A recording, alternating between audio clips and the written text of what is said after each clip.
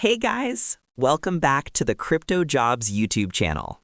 I'm your host, and today we're delivering a crucial high-stakes update on Bitcoin. The question everyone is asking is it nuke time? The short answer is, the risk is extremely high.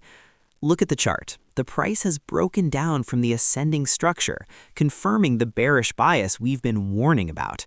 We are stuck in a massive neutral range, and we are currently seeing a rejection from the overhead resistance. Reporting the metrics, the next immediate stop for a retest is the $79,000 area, but if that doesn't hold, the price could easily fall toward $75,800 to $76,000.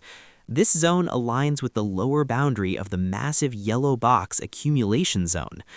The most critical levels to watch next are $79,000 and $73,500 to $74,000, which are the deeper, more solid support levels. A clean break below the entire yellow box, $75,800 to $94,200, would trigger a massive move down. This is an environment for cautious trading. Now, before you go, I want to talk about how you can take your trading to the next level with me.